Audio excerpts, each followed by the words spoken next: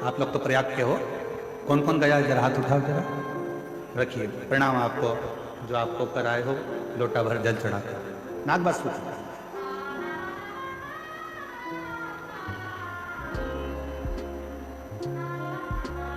संगम के तट पर अक्षयवट के नजदीक में नागवासुकी का मंदिर है। क्या करने के लिए हम आपसे पूछ रहे हैं, वैसे कि वैसे ही इंद्र ने नागवासुकी से पूछा था, जो भगवान शंकर के गले में सर्प है वासुकी नाग, उससे पूछा था कि तुम त्रिवेणी के संगम पर क्यों आए। जो इंद्र ने पूछा था, जो गरुण ने पूछा था, जो वरुण ने पूछा था, जो देवताओं ने पूछा था, आज वो प्रश्न हम भी आपसे पूछते हैं कि तुम संगम के तट पर क्या करने के लिए।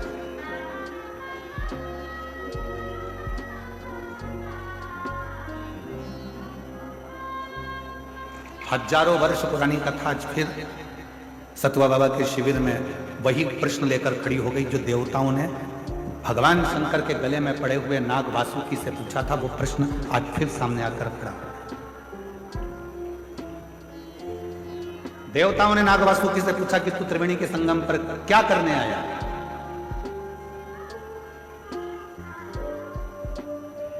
क्या करने के लिए आए। नाग वासुकी से बार बार प्रश्न करा गया, क्यों आए हो।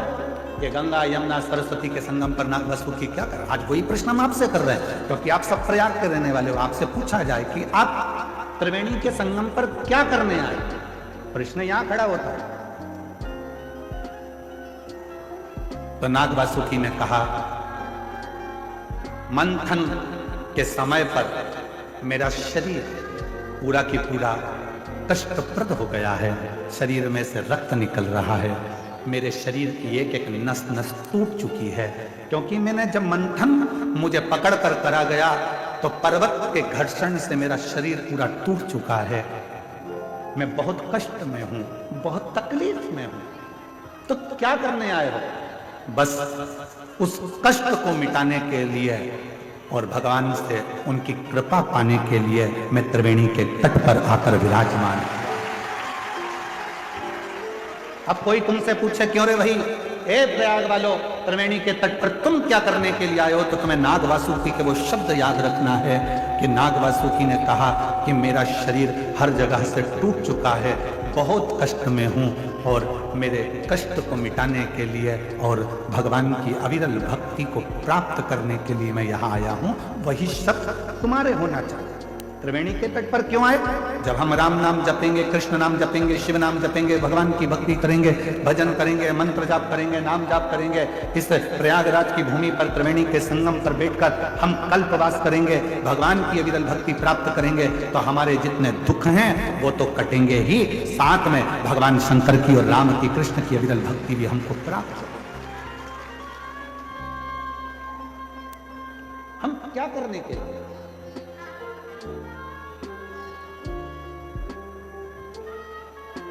भोजन तो आप अपने घर पर भी कर सकते हैं। बोलो बोलो, जम के बोलो जरा। और जितनी भी मेरी जीजी आई है ना, ये खाली हाथ नहीं आई है, घर से कुछ ना कुछ खुरमा, मठरी, चक्की, लड्डू, तिल्ली का कुछ ना कुछ बना कर लाई है। जैसे ही अंदर देरी होती है निपटा जाती है। बस अपने भाई को नहीं खिलाती है, बाकी के तो निपटा जाती हो।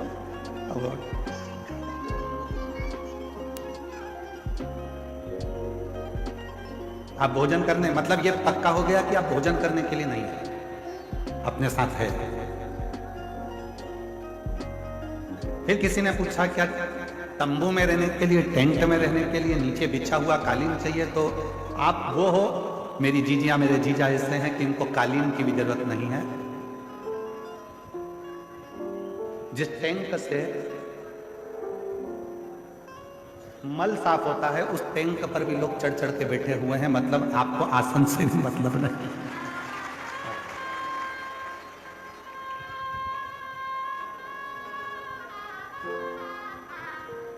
उस पे भी चढ़ के लोग बैठे हैं। फिर पूछा कि कोई अच्छी जगह मिल जाएगी, तो मतलब तुम जानती हो कि शंकर को पाने के लिए जगह नहीं देखी जाती, क्योंकि शिव शमशान में भी निवास करता है और शिव हर कण कण में निवास करता है। तो स्थान की मूल कोई तुमसे कह दे, कोई तुमसे कहे कि शंकर भगवान केवल मंदिर में मिलेंगे, या शिव जी केवल कथा में मिलेंगे, या शिव जी केवल घाट पर मिलेंगे, या शंकर भगवान केवल अमरनाथ केदारनाथ में मिलेंगे, तो नहीं, ऐसी कोई बात नहीं है। तुम्हारे घर में रहो, घर में रहकर रोज श्री शिवाय नमस्तुभ्यम का जब जप करना प्रारंभ करोगे तो तुम्हें मंदिर क्या, मेरा भोलेनाथ तुम्हारे घर में आकर तुम्हें दर्शन देना प्रारंभ।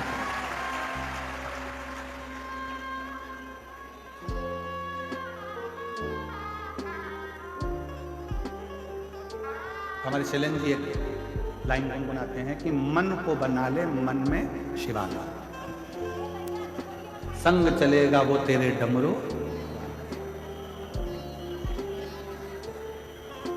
मन को शिवालय बना। और जिस दिन तुम्हारा मन शिवालय बन गया उस दिन तुम्हें शंकर को ढूंढने जाने की जरूरत नहीं, मत जाओ। मनोहरा की कथा करिए, उत्तर भारत की भूमि पर शंकर भगवान का एक भक्त मनोहरा ऐसा रहता था।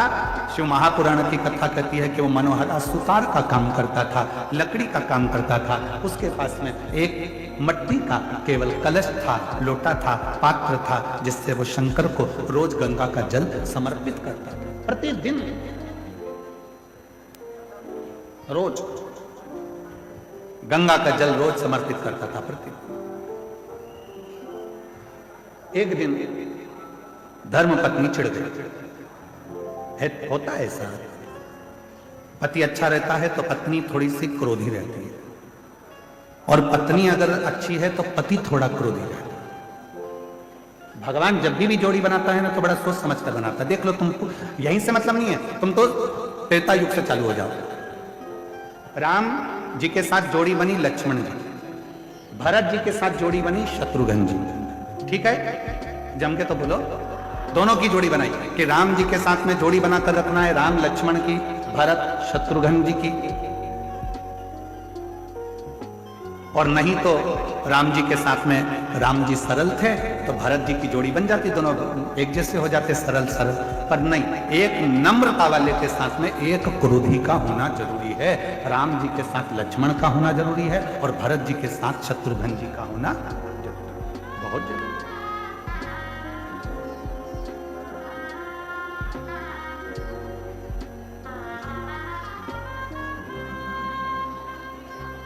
पति गुस्से वाला है, पत्नी थोड़ी सी नम्र। पत्नी गुस्से वाली है तो पति थोड़ा सा नम्र। वैसे तो पति बेचारा नम्र रहता ही है, ऐसा नहीं है कि नहीं रहता। कर्पूर गौरम करुणावतारम संसार सारम बुझ गए। वैसे तो उसमें नम्रता रहती है। तुम 25 प्रश्न करती हो, उस 25 प्रश्न में से 5 प्रश्न का उत्तर देता है, इससे ज्यादा नम्रता और क्या हो सकती है? तुम खुद विचार करो। केवल 5 प्रश्न का उत्तर देता हो, इससे ज्यादा देता ही नहीं। कितनी बार तुम पूछती हो कैसी लग रही हूं? बोलता ही नहीं, बोलूंगा झगड़ा होगा, इसलिए बोलता ही नहीं बेचारा। अपनी तेल कंगा करता रहता। फिर आ गई सच के सिर पे जूड़ा मुड़ा मान के, कैसी लग रही है? वो कंगा कर रहा था, कंगा से मूछे सेट कर रहा। फिर आ गई अब की और सिर पे पल्लू डाल के पूछ रही कैसी लग रही हूं? कैसी? फिर बोला ऐसी लग रही जैसे हरी घास में भैंस चल रही है। अब बोला तो घर डोला। अब बोला ही तो वो कुछ प्रश्न का उत्तर देता, वो देता ही नहीं। उसकी सरलता बहुत सहज होता है।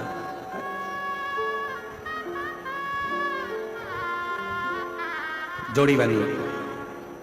मनोहरा की जो धर्म पत्नी थी वो थोड़ी सी क्रोधी थी, बहुत तेज, बहुत तेज। वो कुछ तो भगवान की भी कृपा होती है, जो भगवान के भक्त होते हैं उनकी धर्म पत्नियां थोड़ी तेज होती हैं। पत्नी अगर भक्त है तो उसका पति तेज होगा, और पति अगर भक्त है तो उसकी पत्नी तेज होगी। पर सतुआ बाबा जी, हम पर भोलेनाथ की कृपा है, हमारी अच्छी है।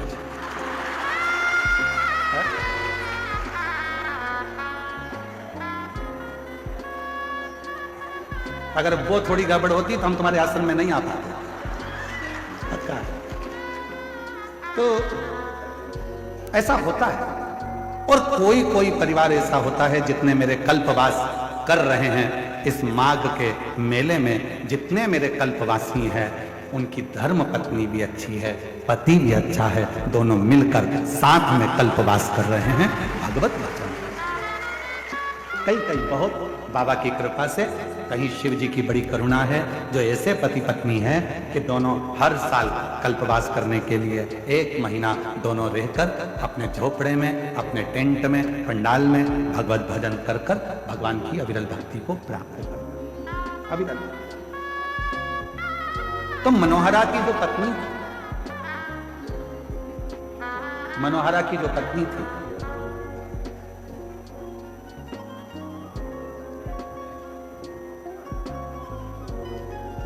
वो मनोहरा की पत्नी बहुत थी,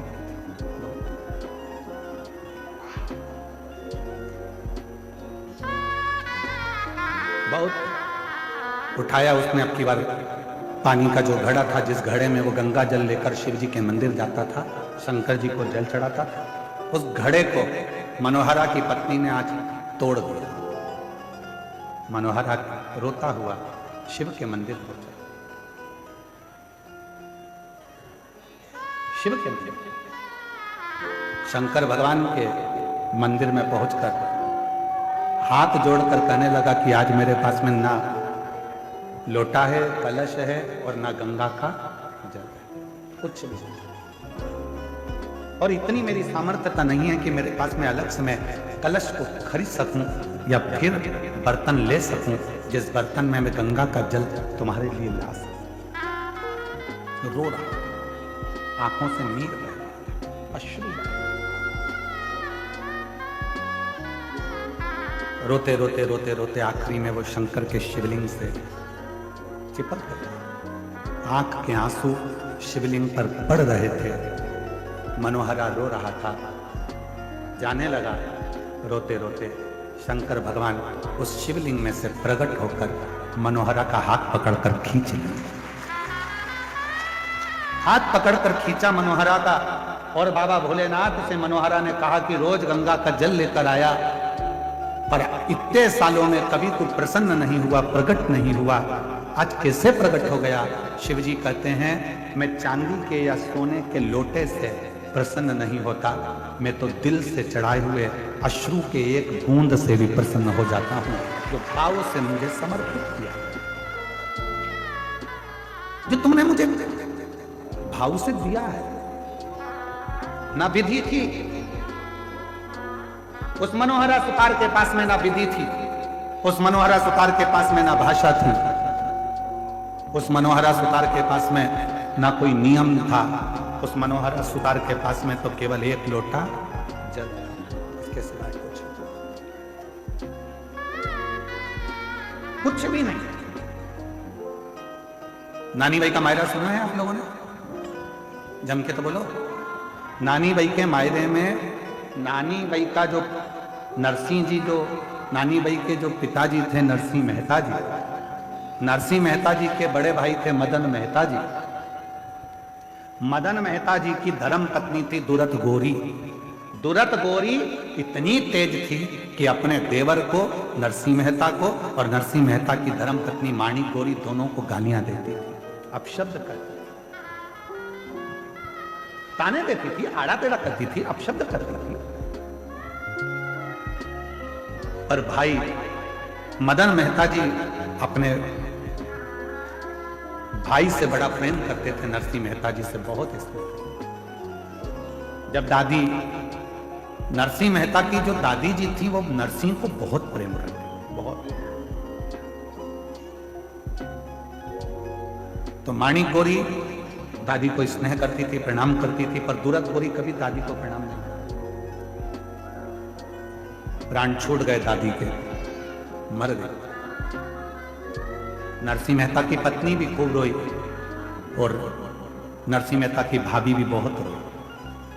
पर नरसिंह मेहता की पत्नी जी को समझ में नहीं आया कि मेरी जेठानी दिन रात गाली देती थी दादी सास को, और दादी सास मरने के बाद ये गले चिपक चिपक कर रो रही है, सिर पे इतना लंबा लंबा पल्लू डाल के रो रही है। सास जिंदा थी तो पल्लू रखा यहाँ, और सास मर गई तो पल्लू रखा बिल्कुल छाती तक, और चिपक चिपक कर रो रही है। और थोड़ी देर तक रोई चिपक कर, उसके बाद देवरानी से बोली मैं पानी पी के आई, अब तू रो ले।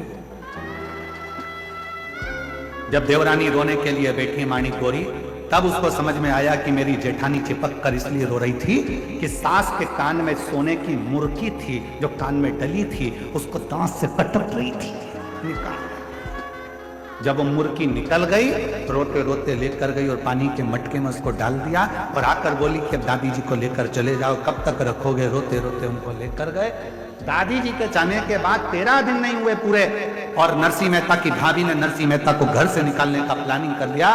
जब प्लान बनाया उसको निकालने का, तब बड़े भाई को लगा कि मेरा बेटा, मेरा भाई आखिर जाएगा कहां, कहां जाएगा।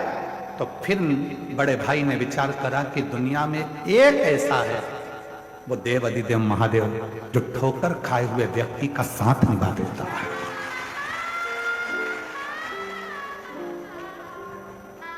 दरबार में भोले बाबा के दुख दर्द मिटाए, दरबार में भोले बाबा दुख दर्द मिटाए, दुनिया के सताए लोग यहाँ, दुनिया के सताए लोग सीने से लगाए, सीने से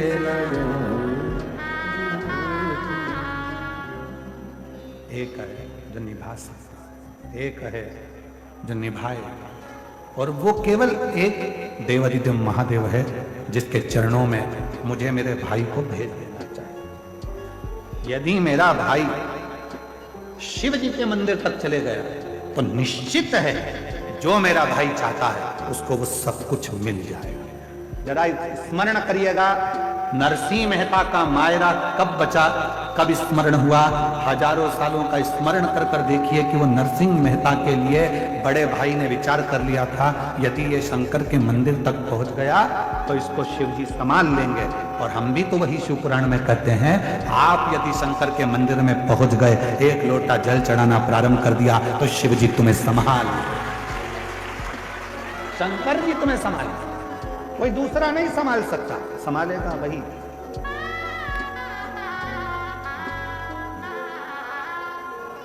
दुनिया के सताए लोग यहाँ सीने से लगाए, सीने से लगाए।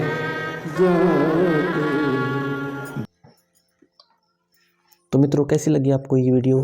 अगर अच्छी लगी तो वीडियो को शेयर कीजिएगा ज़्यादा से ज़्यादा और लाइक कीजिएगा, चैनल को सब्सक्राइब कीजिएगा, क्योंकि आपको ऐसी वीडियो इस चैनल पर मिलती रहेगी। तो मिलते हैं नेक्स्ट वीडियो में, तब तक के लिए राधे राधे, जय श्री कृष्ण।